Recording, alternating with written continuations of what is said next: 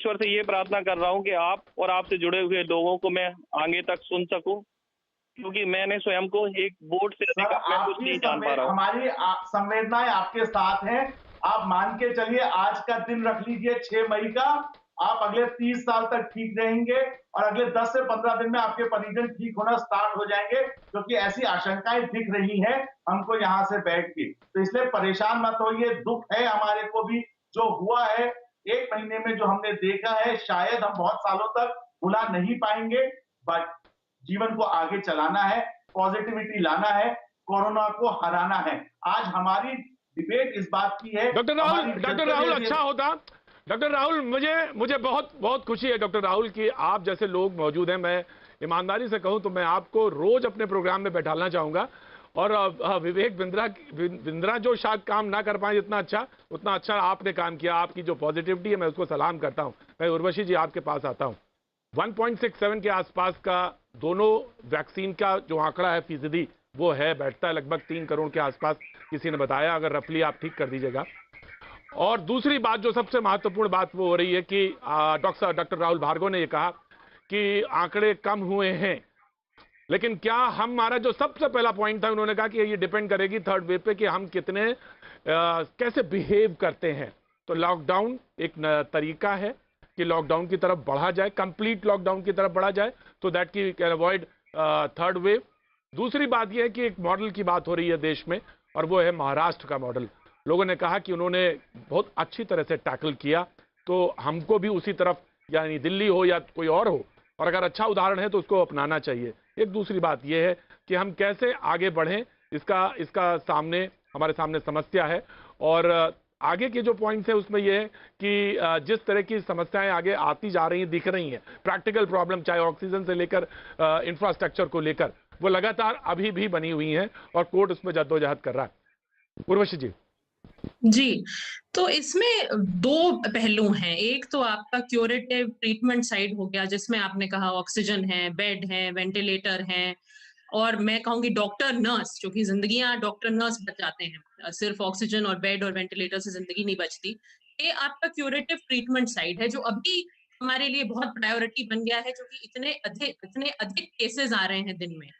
तो हमें इस पे फोकस करना पड़ रहा है। लेकिन अगर हम सोचे आगे की, और तीसरी लहर की बात हो रही है, तो जो पब्लिक हेल्थ के अप्रोच हैं, जो कोविड अप्रोप्रिएट बिहेवियर कहलाते हैं, जो हमने पिछले साल सीखे, लेकिन कहीं ना कहीं उसमें ढिलाई आ गई, उन पे वापस हमें उतनी ही कड़ाई लानी है। जो कि आज मैं मानती हूँ वैक्सीनेशन है हमारे पास, वैक्सीनेशन से जानें बचती हैं, और उसके हमें रेट को बढ़ाना है, उसमें कोई शक नहीं है। और इसीलिए जो सप्लाई का काम चल रहा है, उस पे हर तरह की कोशिश की जा रही है। डिस्ट्रीब्यूशन का भी बहुत ध्यान रखना है, जो कि हम कई बार टीकाकरण की बात करते हैं तो सप्लाई पे रुक जाते हैं। डिस्ट्रीब्यूशन भी बहुत जरूरी पहलू होता है। लेकिन अभी भी जो सबसे बेस्ट हथियार आपके पास है इस इन्फेक्शन से बचने के लिए, वो आपका खुद का बिहेवियर है कि आपने मास्क पहना, आपने हाथ की सफाई रखी, आप जितनी दूरी बना सकते हैं आपने उतनी रखी, और लोगों से, और जो बड़े बड़े क्राउड है कम से कम, उनको तो पूरी तरह से अवॉइड किया।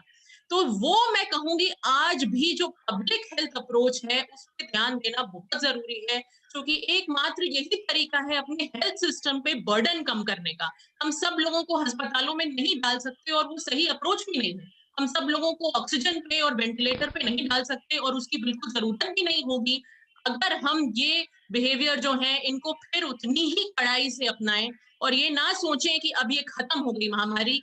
ऐसी महामारी है कि ये कभी भी वापस जग सकती है। बहुत समय तक नंबर कम थे, एकदम से आपने देखा कि बढ़ गए।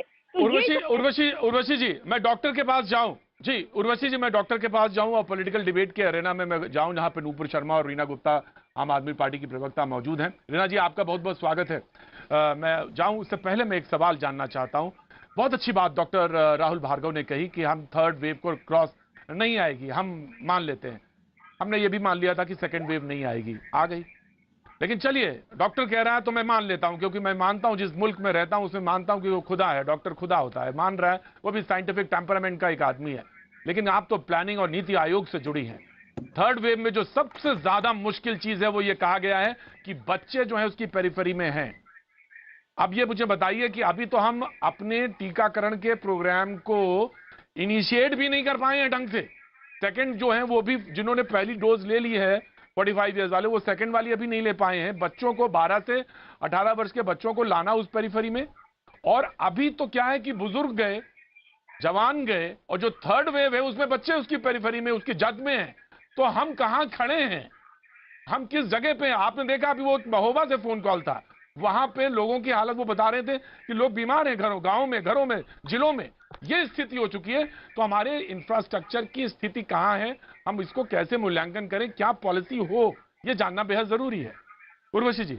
जी, मुझे लगता है डॉक्टर साहब जो कह रहे थे वो ये नहीं कह रहे थे कि तीसरी लहर हम निश्चित तौर से कह सकते हैं कि आएगी ही नहीं। मुझे लगता है वो कहने की कोशिश कर रहे थे कि अगर हम अपने कोविड अप्रोप्रिएट बिहेवियर, जो बाकी पब्लिक हेल्थ अप्रोच हैं जो हमने सीखे हैं पिछले साल, चाहे टेस्टिंग हो, कॉन्टैक्ट ट्रेसिंग हो, अर्ली डिटेक्शन हो, ये सब हम पिछले साल से सीख रहे हैं, ये नई चीजें नहीं हैं। लेकिन अगर इनको पूरी कड़ाई से इम्प्लीमेंट करें तो हम उस तीसरी लहर को रोक सकते हैं, या कम से कम उसके इम्पैक्ट को रोक सकते हैं। लेकिन जो इंफ्रास्ट्रक्चर है उसकी तैयारी हमें उसी नजरिए से करनी है कि तीसरी लहर आ सकती है। हम ये नहीं